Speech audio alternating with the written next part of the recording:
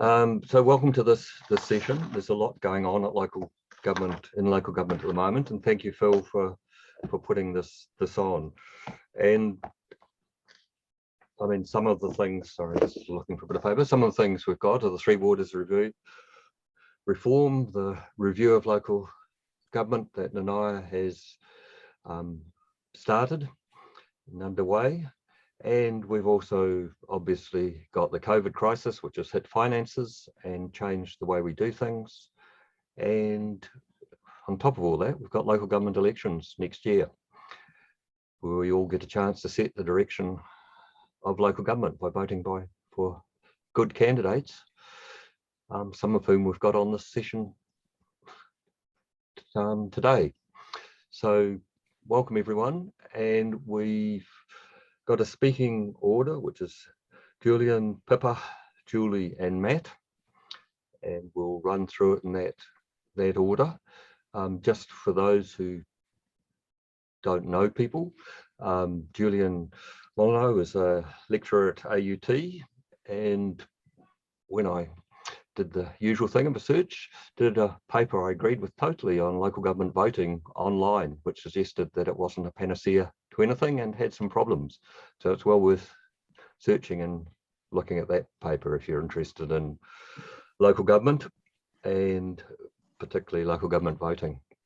We've got Pippa Coom, who's the councillor for Waitematā ward, which is the CBD plus Waiheke and Great Barrier, so Waitematā and Gulf Islands, and a City Vision elected councillor, and a leader, I think, in the council.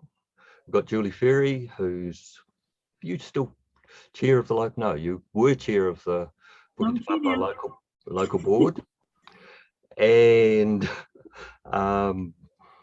that is a local board which I think's had some really great initiatives which Julie's been part of. So we're glad to have you here, Julie. And finally, there's Matt Danaher, who's an ETU organiser, and ETU is one of the significant unions in local government. And so that's part of Matt's interest, but also Matt's interest is also in getting progressive people elected to local government. So welcome, Matt. And with those, my brief descriptions, we'll hand over to begin with Julienne, who can also add anything else she wants to, and it's all yours. Thanks, Robert, and thank you, Phil, for setting this up. Some of you may have seen me before as the host of the Fabians meetings when we hold them at AUT, so it's a pleasure to be able to talk to you a little bit about some of the research that I'm doing, and it just happens to overlap a bit with local government. So last year I wrote 2 textbook chapters on local government in New Zealand, one for a New Zealand textbook on New Zealand politics and the other for an international reader. But I still feel like I don't know anything about how it works. I find local government to be a really complex and fairly impenetrable topic to look at, and I'm fairly new to it. How I got here was, as Robert said, I was interested in online voting and the arguments that were being made for it. It was something that was proposed for both the 2016 and 2019 local government elections, but didn't eventuate. It's a dead issue at the moment. But if Phil wants, or if there's a demand for it, I'm happy to come along and talk about that as a separate topic.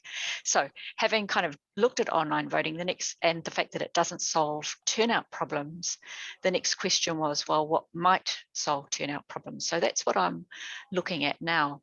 And I'm just going to look to a screen off to my side where I've got a few notes. So one of the things that we know about local government internationally is that turnout tends to be a lot lower than central government elections.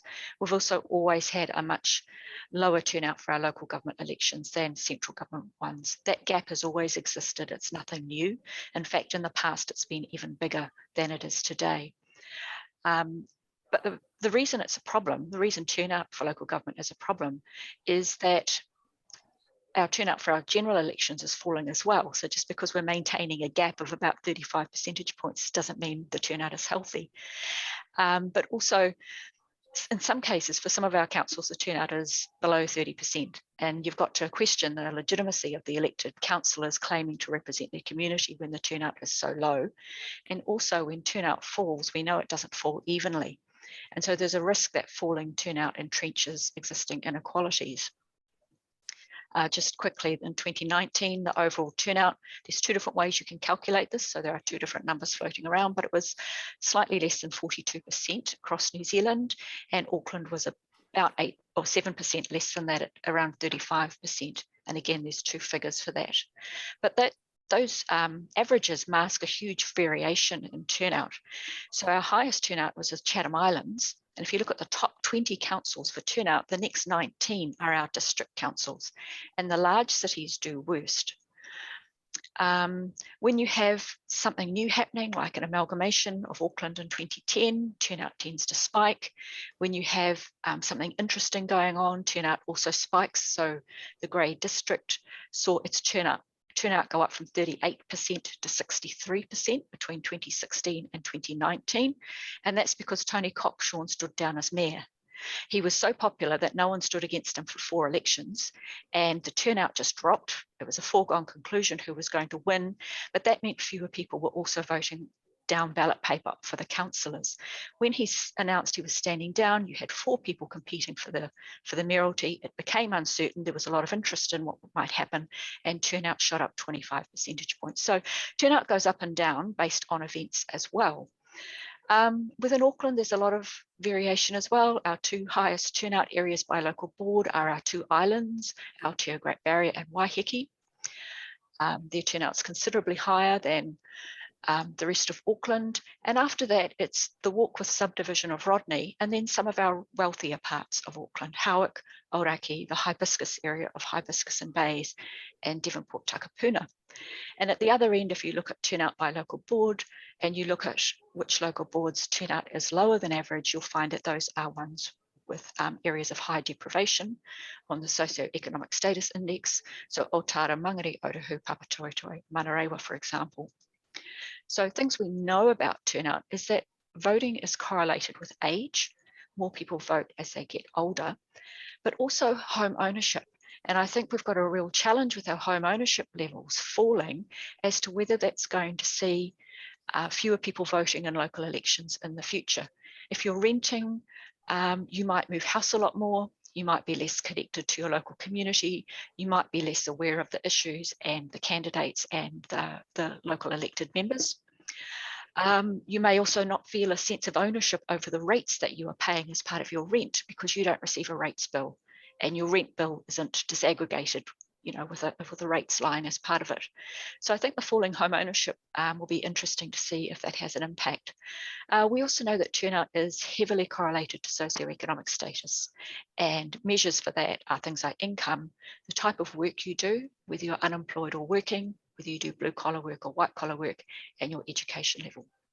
But also if we look at more kind of other things, the size of your council is important. The higher the population your council covers, generally speaking, the lower your turnout.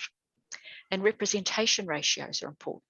So the more elected representatives you have per capita, generally speaking, the higher your turnout. Having a clear sense of community helps, and that's why the Chatham Islands, Aotearoa, Great Barrier and Waiheke have high turnouts. They're really obvious communities of interest. They've got a natural border. They also have quite small populations and very high representation ratios. It's easy to know everybody and know what's going on. And just not being a large city. Our lowest turnouts are found in our large cities. If we're looking at things that might be done is, I think we've, along with all the changes that we went through in the 80s and 90s and still have their effects built into a lot of our systems, is structurally, we've been focusing on efficiency for councils over democracy. So when councils are designed, we've been looking for size and economies of scale. And I think in some cases, that's a good thing. I think Auckland Council has created a situation where we've got region-wide planning for our infrastructure. And this is good, but has it been at the expense of democracy and people feeling connected to the council, or even knowing what the council does? It is so big, it has so many moving parts. It can be hard to know, for example, which part of the council is responsible for what. It's not just Auckland where we've had this amalgamation, but councils have representation reviews every 6 years. In 2004, for example, Christchurch City Council reduced its size from 24 to 16 councillors. The council, just forgotten its name off the top of my head, but covering the Mackenzie area, their last representation review a couple of years ago, they also reduced the number of councillors and elected representatives. So I think we have to think about the cost of democracy and the cost of not having it, and move away from the idea that having a large unwieldy table of people is a problem. I'd also like to see the Electoral Commission run elections. This is not a novel idea. A lot of people support this, and the Electoral Commission is not opposed to it either. This can reduce conflicts of interest at council level, particularly for smaller councils where everybody knows everybody. The chief executive knows the elected members and they work closely together, and where the elected members are setting the budget that the chief executive can work with to promote the elections and so on. So it can reduce conflicts of interest or perceived conflicts of interest, ensure that there's best practice, create a sense of occasion throughout the country about what's actually happening. And I think that's missing. And also local councils can leverage off the expertise of the Electoral Commission. Some smaller councils in particular are very small, and they would benefit from Electoral Commission input, but of course the Electoral Commission would need to liaise carefully with each council about the peculiarities of the area. But I think the really big problem that local council faces in terms of our turnout is the information problem. So the cost of voting isn't just the cost of your time at filling in a piece of paper and putting it in an envelope and then remembering to take it to a post box and hoping that you know where the local post boxes are and they haven't changed them since the last time you posted a letter. The biggest cost is actually being informed. It's about knowing an election is on, how to register, how to vote, what the election is for, what local government does. It's caring about all this stuff, and it's knowing what candidates, who the candidates are and what they stand for, what happened in the last term, who's responsible for it, and also knowing something about the issues. And I think it's no surprise that our turnout in local elections is so much lower than general elections because the cost of voting is so much higher. You have to know so much more, and you have to make a lot more decisions. You also have a lot less information in the sense that New Zealand is peculiar internationally because our political parties don't run under their own banners in our local elections. And that increases the cost to voters of actually knowing who are these people, what do they stand for, what are their values. There's arguments for and against political parties standing candidates under their own banner in local councils. But yeah, one advantage can be for voters is that they can reduce the information costs. Another point is just that we don't know a lot about local government voters because most of our voting research is done on parliamentary elections. There are some surveys that get done, Statistics New Zealand general social surveys, for example, but they tend to be done sometime after the election.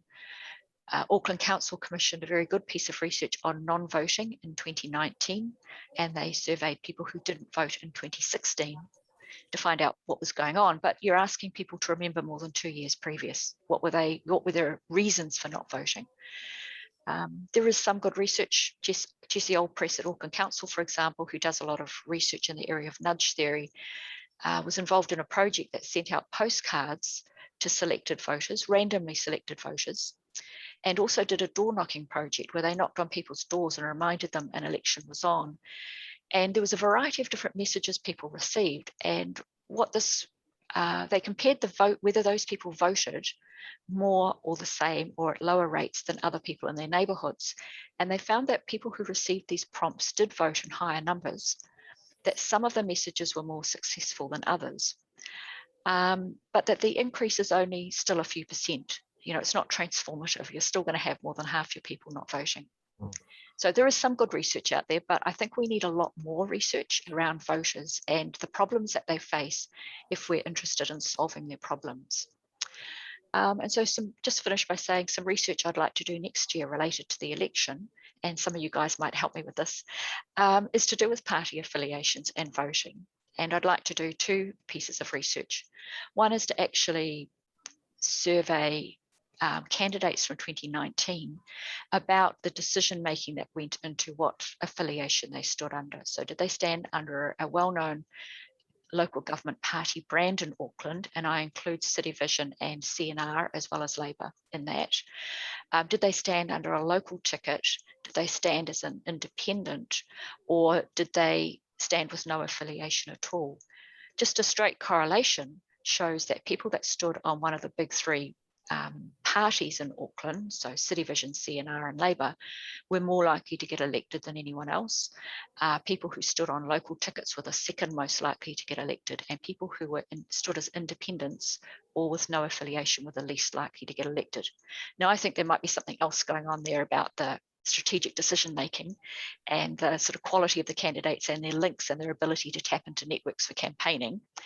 But it does suggest that in Auckland anyway, we're developing this real culture of having local tickets and local identities and local parties, if you will, that we can do a lot more research in this area. So I'd like to survey people who stood as candidates about their decision making, and also around election time to survey voters about the decision-making process they go through when they fill out their ballot.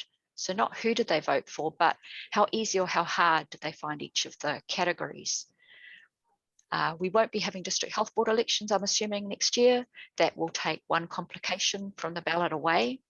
For Aucklanders, it also removes the STV instructions so that we have first past the post for everything. But living in West Auckland, I've still got 4 elections I have to make decisions on: the mayor, the councillors, the local board, and my liquor licensing trust. And I have no idea what most of these people have been doing for most of this time. I no longer have a local newspaper. My local Facebook group is run by real estate agents who won't allow any politics discussion. And it's a really hard decision to make, unlike a parliamentary election. So I think if we've got some really big information challenges for voters that I think need solving if we're going to increase turnout in local government, or at least stop it falling, along with, as I said, some of those structural things we could do, which is have higher representation levels, have local government that is closer to people, and not do this democracy efficiency trade-off where democracy always comes second. That's all I'll say now. I'm aware that time is moving on. Happy to talk later about Maori wards as an issue if anyone's interested in that, but I'll leave it up to Robert to run the session. Thank you. Thank you, Julienne. And we, picking up one of the questions chat, there'll be an opportunity for questions after we've had all the speakers. So moving to Pippa. Oh, thank you, Robert. Ngā mihi nui kia koutou. Thank you for having me on the panel this evening. Lovely to see all of you here. Lots of familiar faces and names. I just a little bit of by introduction. I am a member of City Vision, which is, of course, a coalition of Labour, Greens and Independents. I'm one of those community independents. I'm going to share some thoughts around what are going to be the big issues for the election next year, but these are just some of my personal reflections, not representing a City Vision perspective or strategy, as Robert will be pleased that I say that, as he's chair of City Vision. And, you know, there are some big topics, so I'm just going to keep it very brief. So I appreciate there's probably a lot of depth that needs to go into some of this in the discussion, but happy to take, you know, where the questions might go. I'm going to leave it to Julie, who's going to really cover more the mechanics of council and being an elected representative. So I'm coming at this as a member of the governing body, the mayor and 20 councillors. And I have to admit that I'm sort of trying to hold off thinking about the election next year, that it's only a year away, almost exactly a year. And because it just feels like we haven't even really got underway with this term, because it's been 2 years of lots of disruption, and as everyone knows, and of course, you know, here we are doing a Zoom because of the current lockdown. So with that in mind, just to run through what I think are, you know, just some of the big issues. Of course, it's being driven at the moment by government's reform agenda that has, over the last couple of days, generated almost over 3,000 spam emails that have gone into councillor email boxes thanks to Jordan Williams and a campaign that he's running on 3 Waters.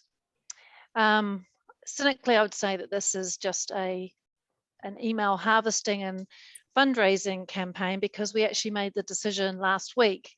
So a complete waste of time, all those people who've been emailing us about our position on 3 Waters. But we did resolve on that last week, and today the Mayor has sent his response to the Minister about our position on the proposed 3 Waters reform. Definitely a case there for reform. Lots of issues that I'm sure you're aware of, but fundamentally there was unanimous, well, almost unanimous, just Councillor Newman supports the reforms, and that's because of more about the privatisation of water and Papakura. But big issues there that we just don't feel that the government is, that the proposals deal with, and particularly around the effective oversight and accountability. Lots of concern about the inclusion of stormwater. We don't even have the information then about how stormwater will be incorporated into the reforms. So that's gone to the Minister. But what we're really hoping is that there will be far more of a partnership approach to how we will come up with a proposal. I mean, Auckland's already, we've done a huge amalgamation, and we've got water care already, which is halfway there to what the government's proposing. So I think as a governing body, we really feel that we should be able to come up with reforms that will work. But of course, this is going to be a massive issue. It really stirs up people, and unfortunately there's a lot of racism as well involved in the proposal, well, in the response to the proposals, and the perception that this is kind of giving away assets to iwi Maori. So huge topic there. I'll just leave it in terms of just to kind of really flag it in terms of that this is very top of mind at the moment, but in some ways it's kind of back to front in the bit of work that's happening that government's been pushing along, which is the future of local government reform. And it's good to see that Gail is here with us this evening, who's one of the panel members on this review, because I think everyone acknowledges from the sector that really this bit of work should have happened before the water reform, because this is where the Minister's gone out and said that she wants a review that will, I'm just looking at the exact wording of it, will look at what local government does, how it does it, and how it pays for it, looking at the role, functions, partnerships, representation, government, funding and finance. So very difficult to have that conversation when you're about to have a quarter of your assets potentially removed from the council's portfolio. I think it's a very needed bit of work, and I hope Gail has found that councils have been engaging with that process. We had quite a formative workshop, but a lot of it was just, well, a lot of it was a bit whinging from our local representatives as well about, their own sort of personal gripes rather than the bigger picture. But hopefully, those recommendations that the Minister's looking to achieve is around putting in place a really resilient and sustainable local government system, building public trust and confidence, effective partnerships with mana whenua in central government and local government for the well-being of communities, and a system that embodies the treaty partnership. So, big ask of Gail and the other panel members, including former Councillor Penny Hulse. Kia kaha, Gail. In terms of another bit of reform that's coming at us from government is the planning reform around what's called the NPSUD, the National Policy Statement on Urban Development. So this is where, if I put it very frankly, government's basically come in and said, okay, councils, you really aren't doing your planning very well. We're going to take that away from you, and we're going to force you to do a whole lot of upzoning and sort of almost casts aside all the work that we did through the unitary plan and puts in place the rules around what the intensification that councils need to have. And of course, this is being driven by the growth agenda and the response that government's saying, look, we've got to build a lot more houses. From an Auckland perspective, we went through a whole lot of pain with the unitary plan debate. A lot of people on this Zoom will remember that. It was quite times a really kind of horrible intergenerational battle, and but we actually made a whole lot of steps forward in terms of planning in Auckland, and you know, we're seeing that now, huge amounts of intensification happening. So again, you know, for local government, this is trying to find our place and our role and feeling that we've got government pushing an agenda onto us, and that's going to be interesting how that plays out with voters. Now I've realized I've already been going for about, I think, 8 minutes. I've probably got 3 more just issues to cover. Shall I keep going just to rattle those off? Yeah, quickly. Yep. Okay. So just in terms of other issues that I think, well, let me frame it this way. I think one thing that's going to really come to the fore next year is us as City Vision, as a progressive team, you know, what is the progressive position on a whole lot of issues, whether it's removing trees from the maunga and supporting the authority of the Tūpunga Maunga Authority, whether it's climate change and whether this is a code red situation. We've got to make a whole lot of fundamental changes to our city building, planning, how we get around, but there's this massive pushback from people who just want everything to be the status quo.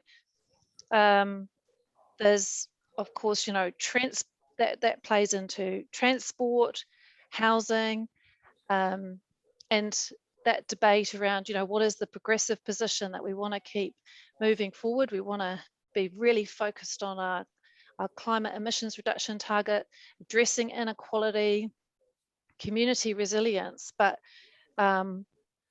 there's a lot of paradox there in terms of still wanting to keep the local and coming up against a lot of community pushback. So that's going to be a really, I mean, I'm just sort of putting it out there that I just think that's going to be really interesting how that will play out next year and how we respond to that politically as a political team. Because often there's, you know, where you're playing off heritage with intensification, environmental protection with the growth agenda, all of those things are really creating lots of tensions. And of course, there's all the finances of council and how we keep going, and that's a whole nother topic, but fortunately we've got quite a strong foundation, so I don't think that's going to be such a massive issue next year as it normally is around rates. So just a final thought, of course, the big topic next year is who's going to stand for mayor. And that could be the, you know, like I find, Julienne, you're really interesting to hear your research, and I've been along to a few of your talks, because that might be the big topic that, of course, brings out people to vote. So very unknown, but I think, you know, all of these other issues might kind of get overshadowed a bit by the mayoral campaign. So thank you for that opportunity to share some of those issues and thoughts about the local government elections 2022. Kia ora. Kia ora, Pippa. Thank you. And Julie, sorry. Kia ora, ko Julie Ferry toko ingoa. I'm just having a slight technical issue, and I have a visitor. I haven't had any visitors for the whole time we've been down here, but anyway. My name is Julie Ferry. I'm the chair of the Puketāpapa local board. I was first elected in 2010, so when Auckland Council started. I have 3 children who may pop up in the background at some point. I have actually got childcare, but doesn't always work. And I have had the experience of being first up a minority on a local board. So there were 2 progressives and then 4 CNR people in the first 3 years. In the second 3 years, I was chair of the board and we had a strong majority. In the third term, we had a super majority. They only had 1 person who wasn't a progressive. And I was deputy chair, and now in the 4th term, there are 4 progressives and 2 CNR people again, and I am chair again now. So I've done a lot of thinking about how local government works in Auckland. I was originally elected by accident. Many of you will have heard this story before. I was on maternity leave from my union job. I used to work for NZDI Te Reo. Prior to that, I also worked for the Service and Food Workers Union for a year, which was one of the unions that amalgamated into E2, and still a proud member. So great to have Matt, who I've yet to meet, on the call. And I was sort of trucking along doing early childhood union organising on maternity leave, and my husband, who's now an MP, was putting together a local group to run under a local name, so affiliated with City Vision, endorsed by Labour, endorsed by the Greens, also standing community independents, of whom, like Pippa, I am one. I'm an old Alliance member, haven't really found a new home. And he needed another woman, and I put my hand up and said, okay, fine, but I can't do any campaigning because I'm having a baby. And I think I delivered some leaflets, and he and I both got elected, which was a surprise for me. I wasn't surprised he got elected, but it was a surprise for me. And I quite quickly had to pivot from being the mother of a, I think, 4-week-old baby, with my head very much in that space, to then suddenly this new beast, Auckland Council, and this totally new structure of local boards. And so that's the main thing I wanted to talk about in this little bit, is local boards, because I think they're still unfortunately not very well understood. And to my mind, they're actually a lot of the powerhouse of Auckland Council, and a lot of what happens at the local level that people can or do engage with is actually around local board work, but people don't necessarily understand that.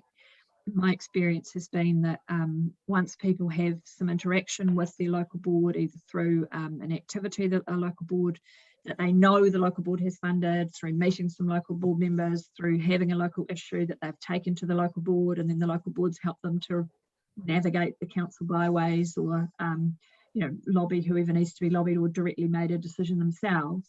That has often led to those individuals or the groups that they're part of becoming much more engaged. And that, for me, is the long, slow path to building voter turnout and voter engagement. There are other pathways too, but that's one of the ones that that I think is most vital, and is one that the Fabians can really help with in terms of spreading the word, spreading understanding, and creating those opportunities for people to meet their elected members, to meet their candidates, be it online like this, or in face-to-face opportunities. One of the biggest things I find when I'm talking to people for the first time about local government, maybe you're knocking on the door, people will say, oh, I don't know any of these people, I don't know any of these names. They don't technically know the mayor either, but they feel like they know the mayor, because the mayor or the mayoral candidates have a profile often, that there's a sense of familiarity, and that is not generally there. The further, I hesitate to say down, because this is supposed to be a co-governance structure, but the further through the ballot paper you get, the less familiar people are with the structure and the actual names, the people that they're looking at, and so the more likely they are to turn off. And I do actually have my bachelor's degree is in political studies, and so the concepts of salience and credibility and relevance and all of those sort of political theory concepts behind it. My degree is quite old now, and I'm sure there's been a lot more thinking since then, but I do keep a lot of that in mind when I'm thinking about some of these challenges that we face, because ultimately the big challenge we face is actually a to put not too fine a point on it, a crisis of democracy. Climate change, addressing that, is actually in a lot of ways a crisis of democracy. I've just recently read a small book, I've just gone blank on the title, but it's basically about how do we, it's been written by a woman in the UK, and it's about how do we deal with the fact that actually sometimes what we need to do for climate change and what we need to do for democracy can be at odds. And you know, and this is what Pippa was referring to about people being resistant to change. That's basically what it is.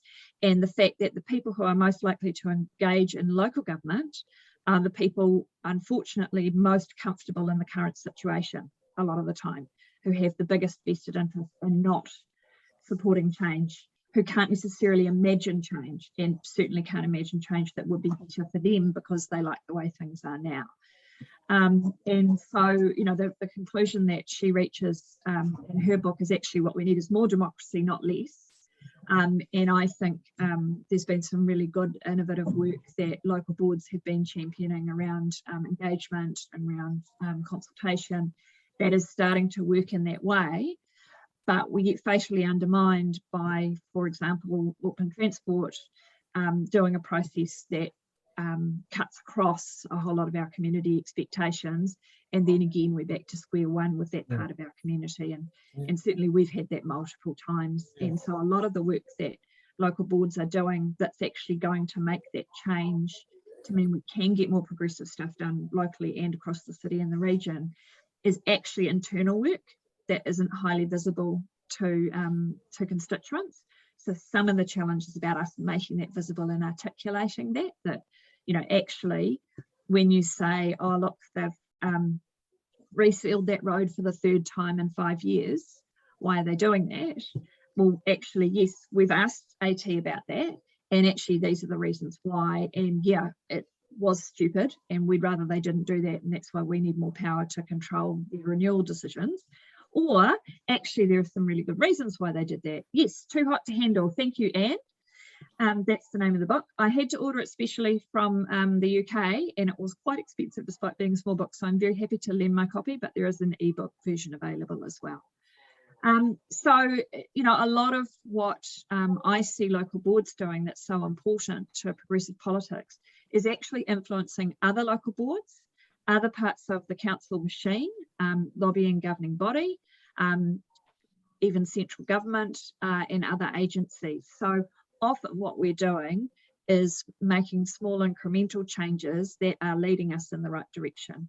So one example that came to mind, in acknowledging there are many people on this call who've done a lot more work on this issue than I have, but living wage. So Auckland Council, I don't think would ever have committed to the living wage if it hadn't been for the concerted campaign of living wage campaigners for many years, in particular knocking off as many local boards as they could in the first term. So they came around local boards and got as many of us as they could to actually vote for Auckland Council committing to the living wage. And I think we would have got living wage for Auckland Council voted through in the first little period of the new term and second term, except that it got derailed and caught up in all of the controversy around Len. So there was actually a vote taken during that period, and I think we probably would have got the numbers with all the local board, most of the local boards behind it, if it hadn't got derailed by other political matters. And subsequently it became a fait accompli that a progressive mayoral candidate would support a living wage for Auckland Council. So there's ways that local boards can work together. At the moment, we've been doing a lot of work on trees across a number of local boards, acknowledging Richard Northey, Waitematā's been doing some stuff. We have, Richard's been key working with Saffron Toms from Waitakere Rangers on getting a remit through to local government NZ to try and make some changes at the central government level. And I know Pippa and Richard Hills and others have been leading the charge at governing body too. So often it's about cooperation and collaboration. Before I finish up, I wanted to mention one thing that's been really interesting to me over the now nearly 12 years I've been on a local board. in the old supercity, in the old structure before the supercity, a lot of environmental work sat with the regional council. And when Auckland Council was established in 2010, it was very chaotic. Those who were inside the machine would know that. From the outside, hopefully it didn't look too bad. I personally think the library saved our asses because they were the only part of the organisation ready to go on day one, and that was fantastic. I used to work for one of the libraries, and not that I had anything to do with them being ready to go, by the way.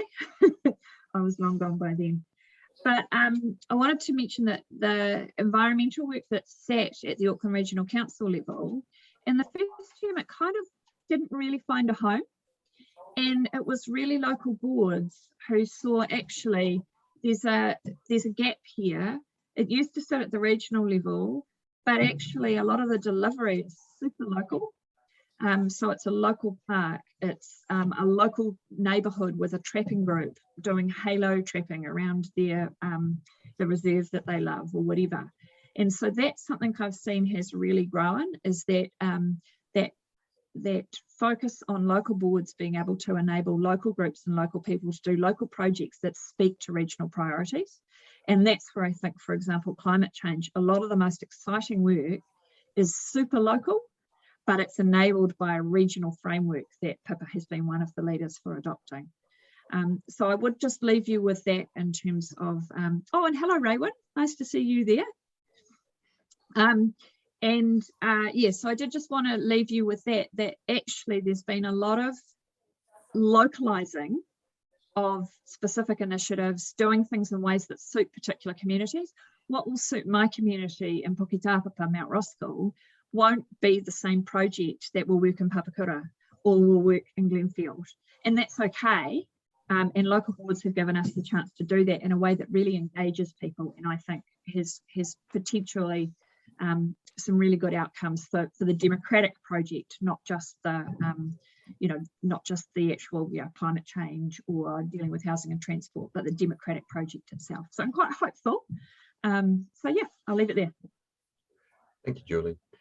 And our final speaker is Matt. And if you've got any questions, you can put them in the chat, or after Matt, raise your hand. Kia ora koutou. Thanks, Robert. And it's always a risk with things like this that when you go last, you sort of get so into what your fellow panelists are saying that you forget some of what you wanted to cover. But hopefully I'll manage to recall most of it. So as Robert said, I work for ETU and I work in the transformation campaign stream. And part of my responsibility is around how we engage in politics, which includes engaging in local politics, including but not limited to on behalf of our contracted workers, which is obviously where some of what Julie's just mentioned around the living wage plays in as well. It's not just the 10,000 or so people that Auckland Council directly employs. There's thousands of contracted workers out there as well. And we represent a section of them, including cleaners and security guards, but also some construction workers. And we also represent some directly employed workers in Auckland Live, in particular, regional facilities Auckland, and in water care as well. So some of what I'm going to say today is kind of a union point of view. Some of it's my own point of view. I'll try and be clear which is which. But really what I wanted to talk about was sort of two key areas as briefly as I can tonight. One is around Auckland Council's role and why I think the local government review stuff is really interesting, is Auckland Council's role as a procurer of services and a spender of public money. Spends around $4 billion a year on procurement, and already some of our, thanks to the work of the Living Wage Movement and others, thanks to the support from our progressive councillors and local board members, including the ones on this call, and thanks to the mayor as well, we've already managed to get some of Auckland Council's operational procurement being spent on making sure workers earn enough to live on, which is fantastic. We haven't got them all there yet, but we're working on it, and I think the end is in sight, hopefully. But also some of that procurement spend is on also, you know, it's not just on operational expenses, it's on capital expenditure as well. It's on construction, on infrastructure and things like that. And there's been some really interesting work, I think, trialled here in Auckland, well, not trialled, actual projects, such as the Southern Initiative, which have really shown how a progressively minded council can actually work to ensure that its own residents are being trained and developed to do good jobs that pay well. And, you know, when we look at the kind of construction work and so on that the Southern Initiative has been involved in, you're looking at well above the living wage, which is fantastic. So I think that how that plays into the local government review is about being imaginative. Is showing that local government can actually be imaginative and say, look, actually, there is a role for us to play. It's a really important role. We're already doing it. And just how do we do it in a way that delivers for those of our residents that work for us as well? And so that's quite interesting. And I think as well, I think the next sort of inevitable stage of that will look at say, okay, well, we've effectively delivered better wages for the workers that are delivering on our projects. How do we actually look at other aspects of their working life as well, and how that plays into their ability to participate in our community? How do we look at procurement as social procurement? And again, I think the stuff's already started, and I think it'd be really good to see that continue and see the governing body kind of take the lead in doing that. And I think that feeds into our second area of interest, which is actually supporting our own union members. There's 20,000 of them or so in Auckland, members of Etu Union, and a lot of them are Maori, Pacifica, new migrants, a lot of them are women, a lot of them are people from lower income backgrounds. How do we support them to actually understand the role of local government and actually engage in the local government process themselves, starting with actually voting in it by finding out what candidates stand for, engaging with those candidates, sharing their stories with those candidates. But then once they've got a bit of a taste for it and a bit of an idea about the role, actually, how do they progress into standing for election themselves? And there's clearly a role for, you know, Etu is affiliated to the Labour Party. Through the Labour Party, we also have that relationship with City Vision as well, which is really important to us. How do we utilise that to kind of act as a funnel for diverse people from diverse backgrounds to get into politics? And there's loads of different ways we can do that, but I think that just helping to tell the story of local government, what local government is currently responsible for, and using the local government reform as a way of creating a really exciting vision for what local government could be. You know, I think that's why this is the ideal time to kind of have this discussion. One interesting thing as well is around, I think, around free waters, which is a massive, become massively controversial, obviously, recently in particular. And maybe, you know, there has been some issues around the consultation process and so on. But actually, from the point of view of our members who work in water care, they're quite interested in free waters. They feel quite positive about the free waters reform. They feel that there is a real need, especially those of them that had worked in water supply in some of the district councils before working for water care. They see that there is a real need for urgent, drastic reform around our water supply, and they saw free waters as being a possible answer to that, and still do, in fact. So sort of for us, being able to sort of put their voices forward within the debate is really important, while also recognising why there are genuine concerns about the way it's been done, as well as, you know, what Pippa referred to around some kind of right-wing tactics at trying to undermine free waters from a different angle. So that's another area that obviously we have to look at. But yeah, for us, the future of local government has to be more diverse. It has to be browner. It has to be more female. There has to be more input for Maori, and there have to be more councillors and local board members that actually look like Auckland residents.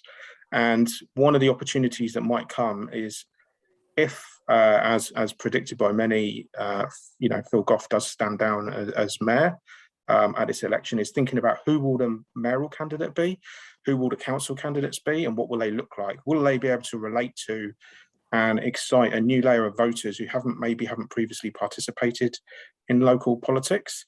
Will they be able to get them into their campaigns? will they be able to help educate them about the role of local government and get them to think about their own place in our politics locally?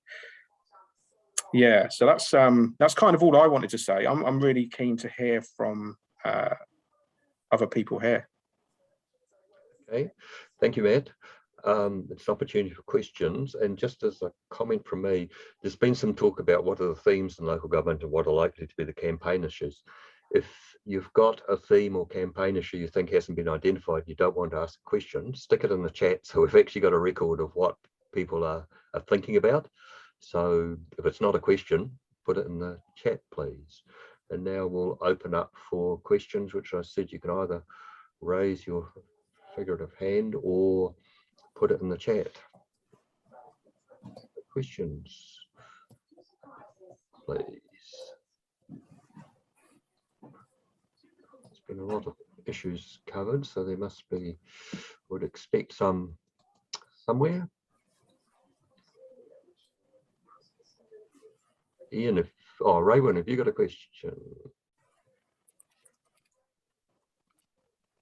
Raywin, Ian, have you got? No? Yeah, You're on I just put a question there in the chat, Robert. I've just picked it up.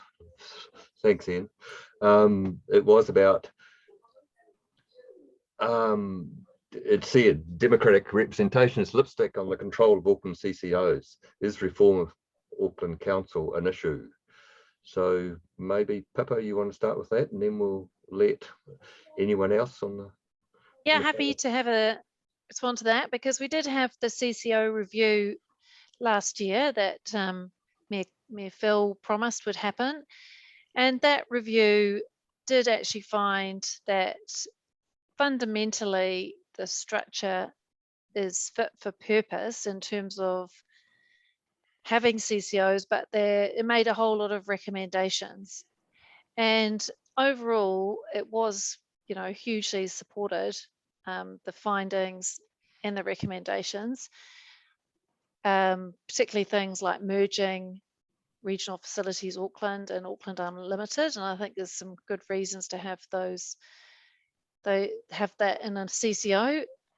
Personally, I would question Auckland Transport, and for me the issue isn't so much Auckland Transport being a CCO, just the fact that they have squandered the mandate of being a CCO, so they play it both ways. And the review didn't make any big recommendations about making fundamental changes, but some of it was useful in terms of Auckland Transport and being more aligned with council strategies and local board input. But I think there's still a big question mark about how it's working. But I just don't see, you know, is any mayor or any council really going to shake it up further? I can't see that being a big issue.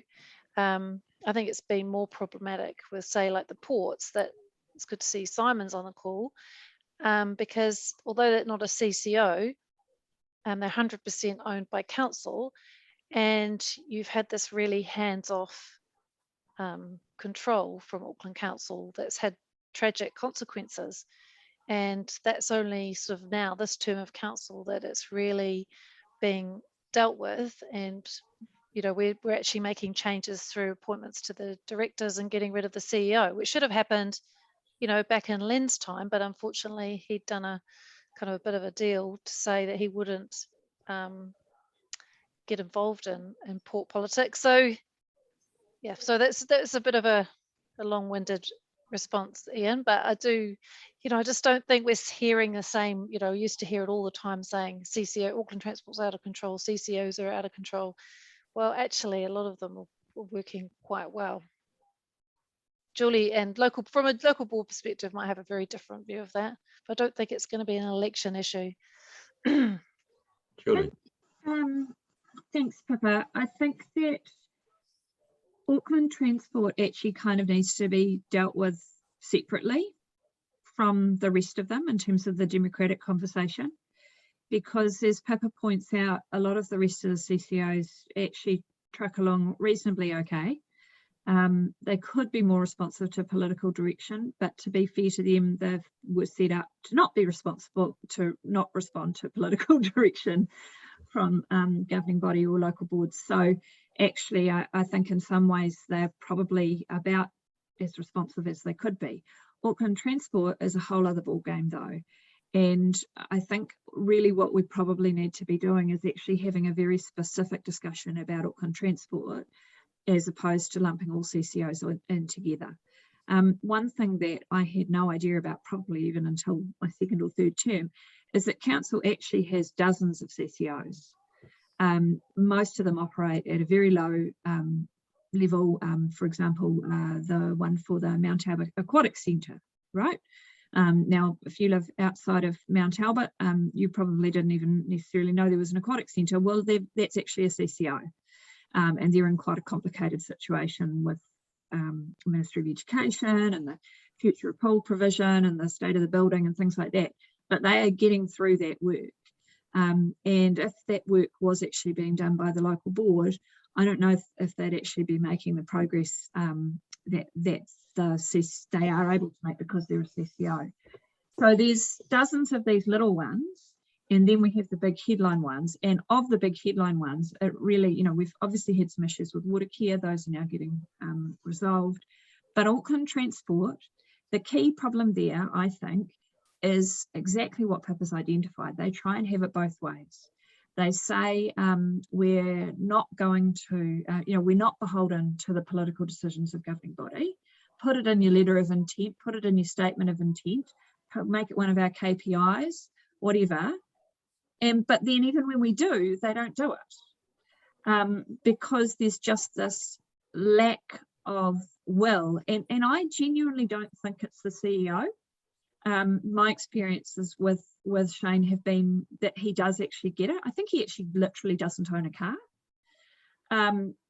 He does use public transport. They have done a lot of stuff that actually would, you think, drive change, but it's not driving change on the ground. So really there needs to be this unpicking of that. And I'm a bit of a scratch record about the importance of local boards. I think one of the opportunities here is to actually give local boards a chance to crack open how Auckland Transport is making decisions about local projects. We get a lot of input on, we've had increasing input to the point where now we basically decide on things like park renewals and playground renewals and stuff like that. We can totally do it. And those kinds of decisions need to be more transparent to the community. And having local boards be able to sort of crack that open and go, okay, there's $2 million to do footpaths in our area over the next 3 years. How would we as a local board prioritise those footpaths? And then, AT can go, well, actually, we had this input from the local board, and the local board can then develop its own processes by which it could get local community input into, okay, which footpaths need to be done. Those kinds of things, because at the moment it's all a big black box. And even when we ask, how did you prioritise this? How did you decide to do this project? I've put in Official Information Act requests and still not really got an understanding of how that project spat out at the top of the priority list when we've been asking for example, a crossing to be done outside a primary school on a road with major speeding problems. That's part of a Travelwise network for about 4 years. And we've actually funded it, but they haven't actually done it. So, yeah, shared frustration, but I think some of the answer is in giving local boards more power and input into Auckland Transport decisions around renewals. Matt or Julienne, do you want to answer briefly on this? I'd be keen to just step in and briefly defend Auckland Transport, which is potentially a very unpopular move, but and not so much defend them, because I do absolutely agree with everything Pippa and Julie have just said in terms of how they relate to the public. But what I will say from a personal and a work point of view is that I do find that dealing with Auckland Transport procurement people, extremely positive experience.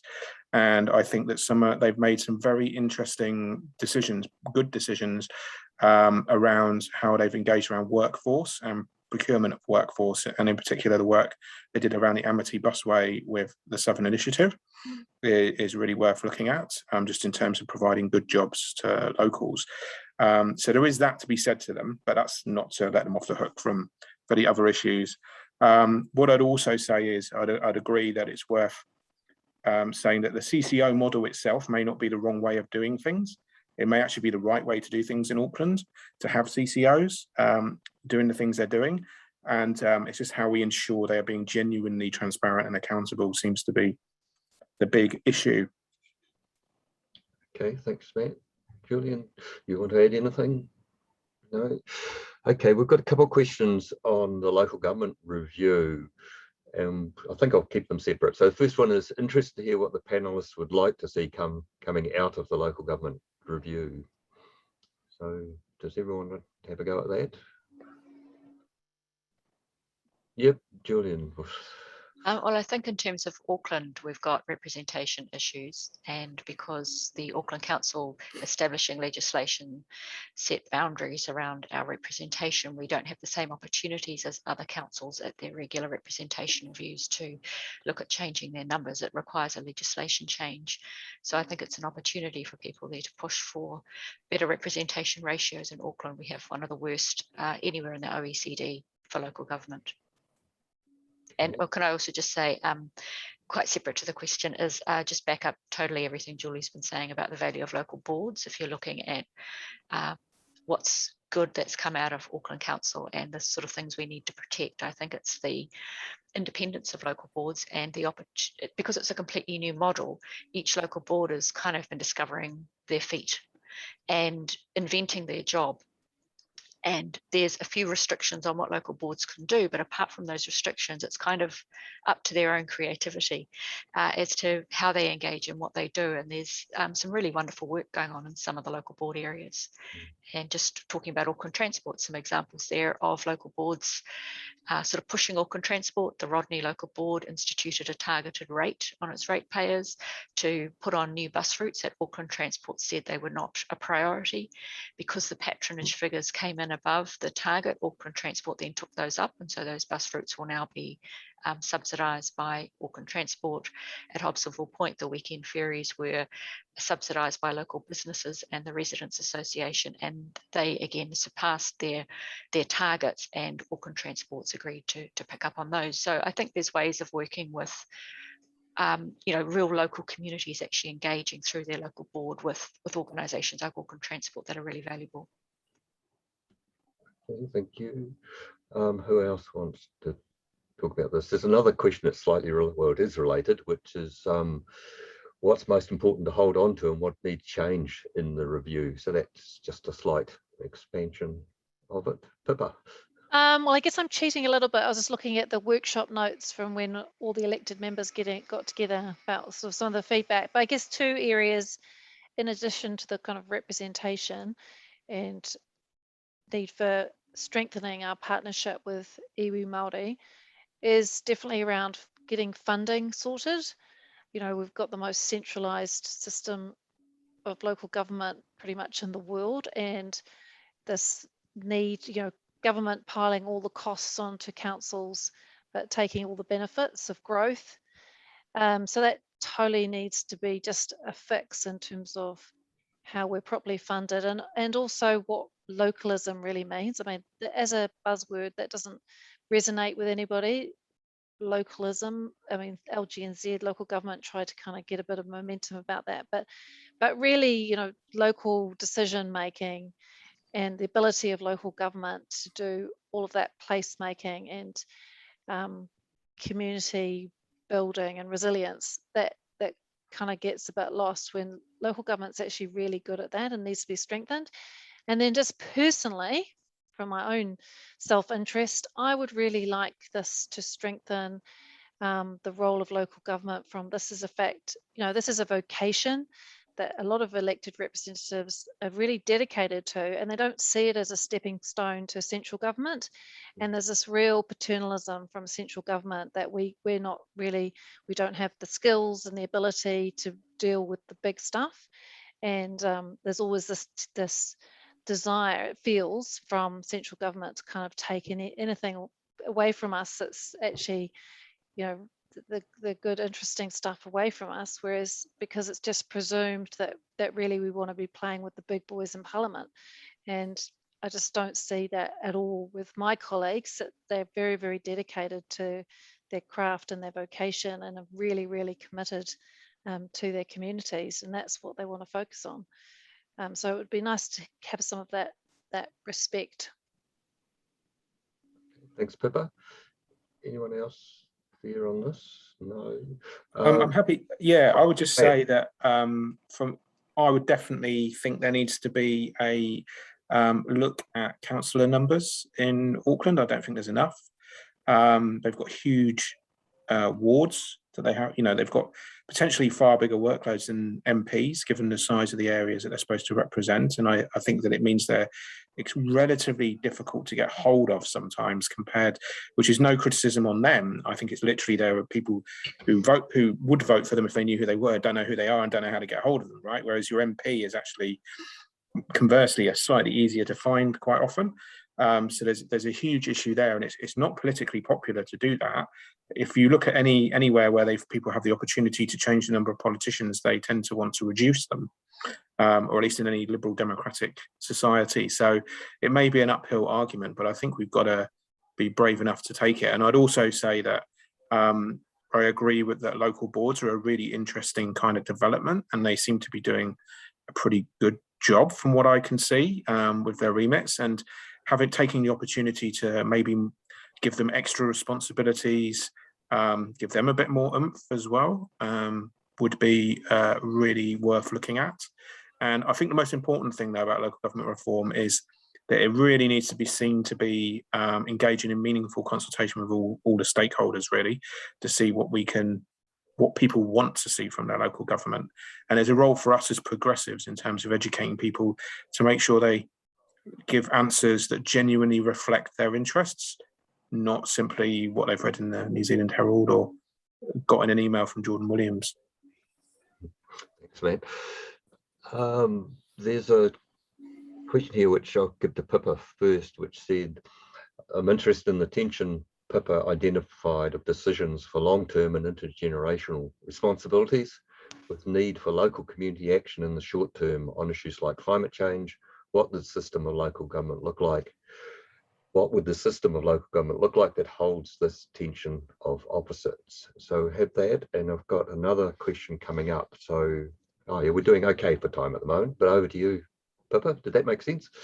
Yes, well, that's come from Gail, who's on the panel. So Yeah. I felt that she was more asking that to everybody, like others, sort of, because I sort of put that in my comments about that this is a very progressive tension, where you've got the dynamics of resistance to change, but the absolute desperate need to make really fundamental changes if we're ever going to achieve our emissions targets and address, respond to climate change. So I just wondered if Gail was really looking for some more responses about that from anybody else wanting to comment. Okay, so does any of the panelists want to comment, and anyone else who wants to comment can stick it in the trust. Yeah, I'm just generally a yeah. supporter of lowering the voting age to 16, so long as it's paired with civics being compulsory in schools at the senior level of secondary school, so that we're catching children while they're still at school and often still living in the family home when they first become eligible to go on the electoral roll. And those two very important institutions of school and family, there's a whole bunch of kids who their first election they're eligible for is their local election. And if they come from, in a household where people don't vote, which is most children, because most people in Auckland, for example, don't vote in local elections, they're not being set that as a role model. My own son turned 18 a week after the 2017 election. He was pretty annoyed at not being able to vote. And he's like, I'm going to have to wait till, I think he was 21 by the time last year's election came around. And he said, that was my first chance to vote. And I said, no, you voted in the local elections. But to him, that almost didn't count. And I think one way of raising local government's role in our community is through civics. But the new history curriculum, I think, is another opportunity for local boards. I mean, they've got a lot on their plate already to work with their local schools, because the local board decides all sorts of things, or is involved in all sorts of things, like the naming of new streets or parks, whether or not they're going to be new monuments and what the monuments will be to. And there's an opportunity for local schools here to do research on their local community and its history, and where, for example, local names come from, and what might be a great slew of new names for new streets or for new parks, or what might be some good new monuments. And I think there's an opportunity there for local boards to, as I say, work with schools around local history, and hopefully that too will get young people interested in the local board and the kinds of stuff it does in their community. So yeah, just generally I'm a supporter of lowering the voting age, because yeah, you've got people coming on the roll while they're still in the institutions of family and school. Okay. I'd absolutely support lowering the voting age, Julienne, and I think there's this sort of goes back to what we were talking about before about democracy more generally, that one of the issues about the about participation, both in voting but also in other processes, is people don't think they're allowed. They're unaware. So, you know, when I'm door knocking, people will often say, oh, I'm not allowed to vote, we're renting, for example.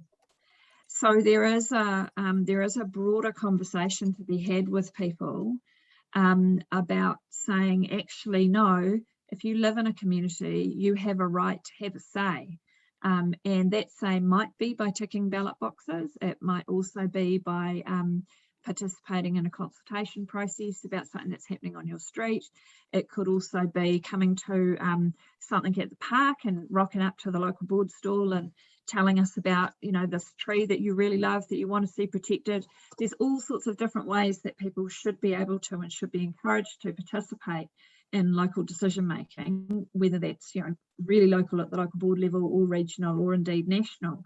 And you know, MPs are, to Matt's point, are often resourced. You know, they're resourced in terms of staff. They're also resourced in terms of promotional budgets to be able to make people aware of their presence, to hold public meetings, to do that kind of stuff. Local government tries to, but I don't think has really cracked that open as much as it could. The idea for me, one of the key things I really want to see come out of the review is increasing the participation of people in local government, that local government institutions have a real mandate to focus on increasing participation. And to give you sort of a converse example, if you like, the Auckland Electricity Consumer Trust election, which is actually on right now, for Entrust, they have they basically don't advertise the fact that there's an election, don't really promote voting, and they're allowed to do that, which I just think is wrong.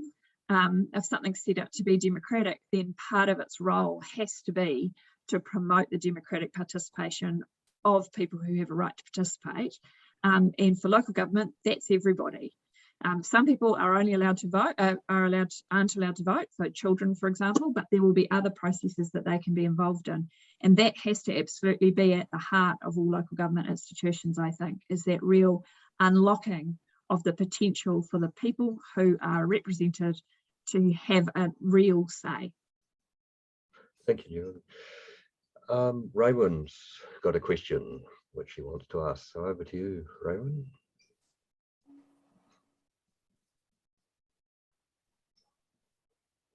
We've got you muted still, Raywin. You're still muted. Yeah, I had a question about Three Waters, but I just wanted to give a shout out first of all to Gail and the Southern Initiative team, and like they're just amazing. And I was part of the team that was putting together the first Auckland plan. We had 14 months to do what, you know, London took 5 years to do, and we didn't get it right, but we knew that Auckland wasn't going to work if the South didn't work. And I mean, I have to say at the time, if we'd had to go through the local board process, it would never have happened. And I think I now work in the philanthropic sector, and just the cachet of the Southern Initiative is amazing. They are just seen as the most amazing, innovative kind of thing, irrespective of government and council. So shout out to that.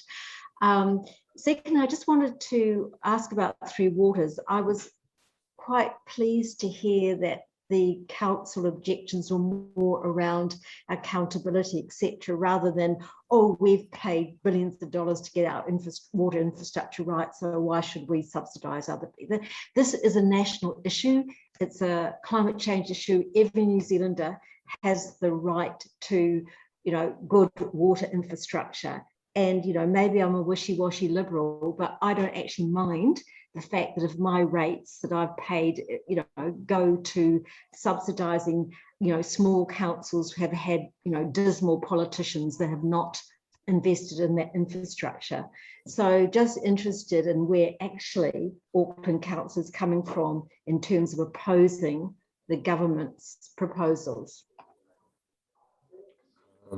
Pippa, that would seem to come back to you. Kia ora, Raewyn, and thank you for just acknowledging all of that groundbreaking work of Auckland Council. It's it's easily kind of forgotten just how much progress has been made over the last 10 years, and particularly the work of the Southern Initiative. Just about Three Waters, I mean, I think from a progressive perspective, and there's definitely acknowledgement around our collective responsibility around water and ensuring everybody has got access to high quality drinking water, and the fact that around the country water infrastructure has been grossly under invested in, and it is a little bit unfathomable to have some of these provincial mayors was totally opposed to the amalgamation when actually they're the ones most in need of that investment. And that is the promise of the reforms, that will be a whole lot more funding and sort of intergenerational equity through this investment. I guess from an Auckland perspective is that we have actually made a big leap with those reforms already. We are amalgamated. We've got water care. We've already got sort of that. We're investing. I think the mayor says 11 billion in water infrastructure over the next 11 years. It's been kind of quite painful, and water care has not been. It was not great when water care had a CEO that was paying himself $1 million a year, and they didn't have a water strategy, and the drought suddenly caught them by surprise, and you sort of think, well, that's their bread and butter. They should have been on the case. But I just think that what's proposed, it just does not make sense in terms of the accountability and the governance, and removing the elected members completely from that governance. So that is a major issue around that oversight. Not even having the ability to appoint directors, and that's the control that we have at the moment through water care. And also the promise for Auckland is that it's not actually going to be good for our books. It doesn't take a whole lot of debt off our balance sheet and allow us to borrow much more at all, because water care is already kind of out of that formula. So it does feel like as Kathy likes to say, she's got a black hat when it comes to what the government's offering.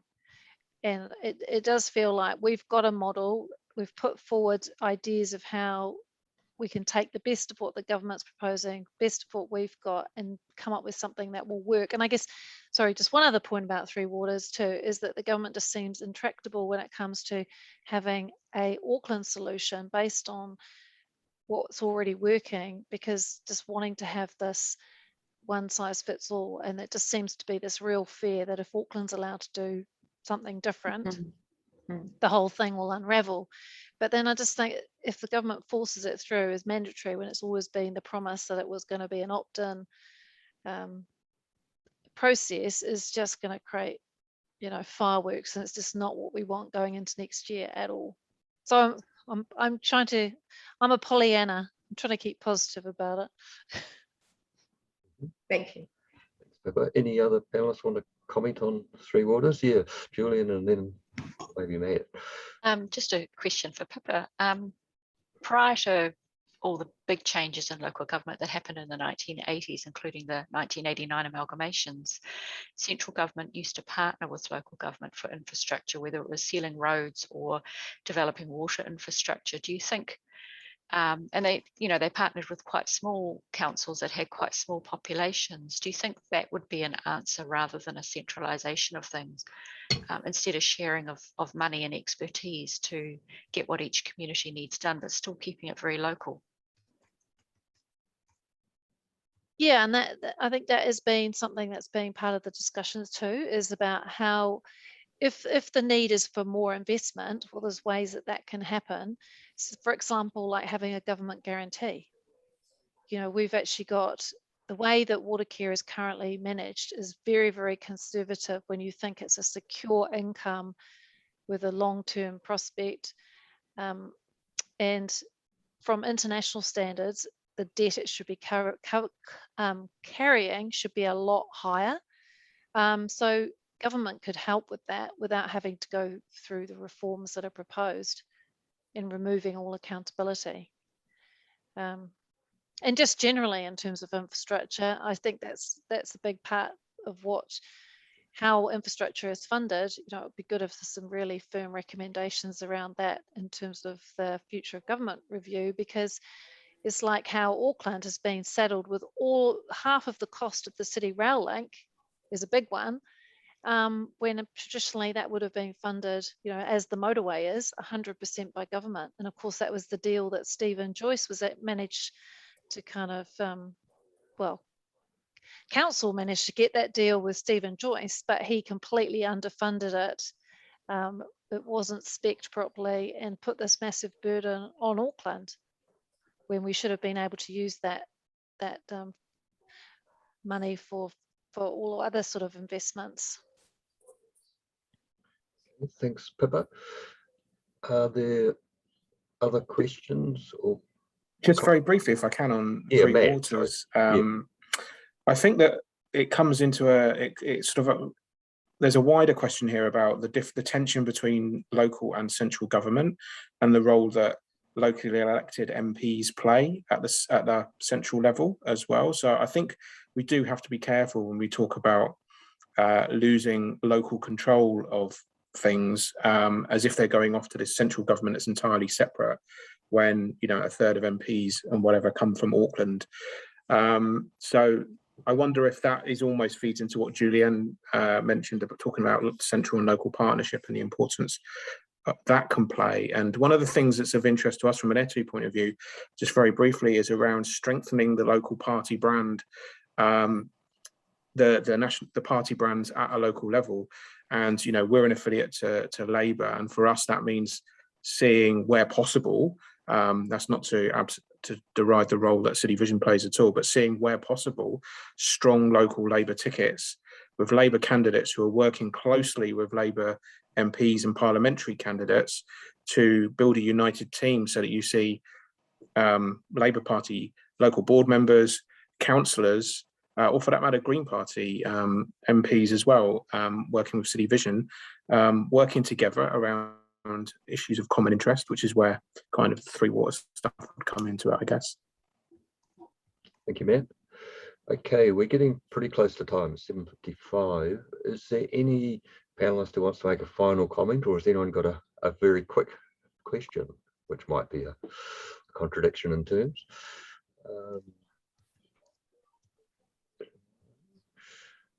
And I know Phil wants to say something at just before we close, so maybe it's time to first of all thank the panelists very much for giving up their time and coming along and presenting a range of interesting ideas and thoughts. And there's certainly a number there to follow up, in particular some of the ideas from Julienne about research and possible possible ideas of exploring further. And I think those were really interesting. So I'll certainly look forward to a further conversation on those. I think the other thing that came out of this is the importance of local government and the fact it's facing a lot of challenges. I mean, the Southern Initiative is just one of the things that's been mentioned, which actually makes a real difference to Aucklanders. And that's what local government can do. And we shouldn't overlook that. We should be actually looking for more opportunities about that. And the comments about local boards, and I've certainly identified both Puketāpapa and Waitematā, which Pippa used to chair after Shell Chambers, as local boards that really took some initiatives and pushed the boundaries of what they can do, or what local boards can do. And some of those things have been picked up elsewhere, and it's not to, I'm not saying there aren't good ideas from other local boards, but I think there's a range of, imagination differs between some boards and how they pick up issues. And so if we think local government's important, next year there are elections, and looking for good local, good people to stand on progressive tickets is something that should be of an interest to everyone who's here on this session this evening. And that relies on all of us to find those people, to encourage them. I mean, Labor's going to run some sessions about what it means to be a local body candidate. City Vision's got one planned for the end of this month, the 30th of this month. Sorry, not this month, next month, 30th of October. And looking for people who will recognise, as Pippa said, that this isn't a stepping stone to central government. It's something that's well worth doing in its own right, and that local boards offer a real opportunity to do something because they've got more powers than the old community boards used to have. They've got some real power and decision-making responsibilities. So there's all those opportunities there. And oh yeah, it was Julienne who said that standing on ticket helps you get elected. So there are progressive tickets across the Auckland Council, and there could be more in other areas if there's the interest. And picking up Matt's point that we want more diverse local body representation. So looking for candidates who meet that diversity is really important. So I suppose I was finishing on a, hey, local government's important and it's our responsibility, so let's do something about it type message. So thank you again to the panelists, and thank you to everyone who participated. And I'll hand over to Phil to... Yeah, look, thank you very much, Robert, for chairing the session. It's been a marvellous session. In fact, I have to confess, when we had to postpone it from last month, I thought, and we're all preoccupied with COVID, I thought the interest in local body stuff might just wane a little, but I'm really chuffed at the number of people here, and I'm really impressed with the speakers and the work and research and care that they put into making a presentation and covering the diversity of issues. Just before you go home, though, what I'd like to pass on is that Fabian's never dies. We've got another session planned for the 14th of October. We've got Margaret Wilson speaking on her new book on activism and feminism and being a parliamentarian. It's a book available from Bridget Williams Books. We hope to have, if we can't do it by being at AUT, which I suspect we won't, it'll be done by Zoom. Margaret will be available, but so will the book be available for purchasing through the bookshop. It doesn't mean you can get Margaret to sign your book there and then, but at least you'll get a book, you'll get Margaret, and I think there's a lot of people in this audience who'd be interested in knowing Margaret's perspective on a variety of things. Can I also drop into a hint that later in October, we've got Anne Salmon speaking on the papers she wrote for Newsroom with regards to the role of the state in the Treaty of Waitangi. And you might have seen the 3 or 4 articles. We'll put links to them in the advertisement from the Fabians, and we look forward to seeing you all again twice in October.